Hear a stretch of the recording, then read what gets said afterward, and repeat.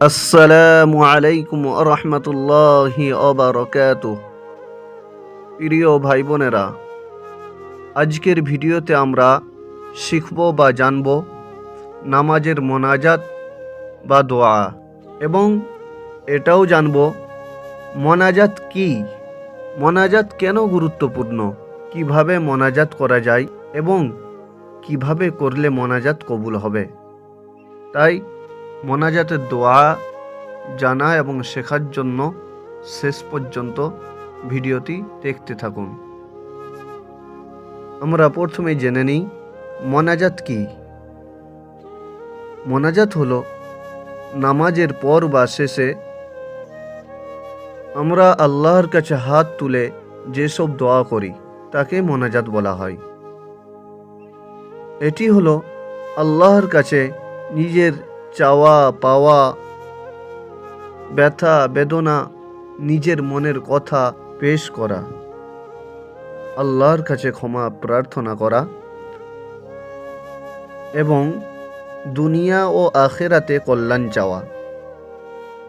এরপর আমরা জেনে নিই মোনাজাতের গুরুত্ব। মোনাজাত হলো আল্লাহর সাথে সরাসরি কথা বলার মাধ্যম। এতে আল্লাহ তাআলা বান্দার সমস্ত রকমের চাওয়া এবং পাওয়াকে পূরণ করে থাকেন। কোরআন ও হাদিসে দোয়া করার প্রতি বিশেষ গুরুত্ব দেওয়া হয়েছে।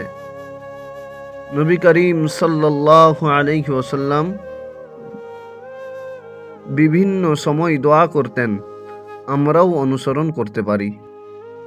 এরপর আমরা জানব কখন মোনাজাত করা যায় বা কোন সময় মোনাজাত করলে আল্লাহ তাআলার দরবারে কবুল হবে।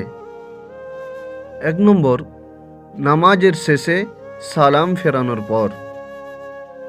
2 নম্বর, ফরজ নামাজের পর।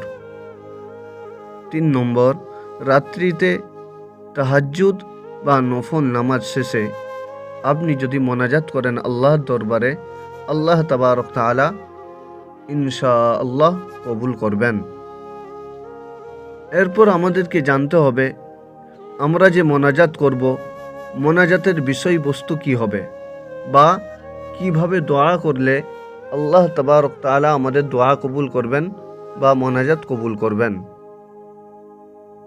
প্রিয় ভাই বোনেরা, আমরা মোনাজাতের শুরুতেই যদি আল্লাহ তাআলার প্রশংসা করে নিই তাহলে আল্লাহ তাবারক তাআলা খুশি হবেন, এবং আমরা যদি মোনাজাতের শুরুতেই আল্লাহর প্রশংসার পরে নবীর প্রতি দরুদ প্রেরণ করি, সালাম প্রেরণ করি, তারপর নিজের বা পরিবারের বা সমগ্র পৃথিবীর জন্য, সমগ্র মুসলিম উম্মাহের জন্য দোয়া করি, মোনাজাত করি, তো আল্লাহ তাবারক তাআলা সেই মোনাজাত কবুল করবেন।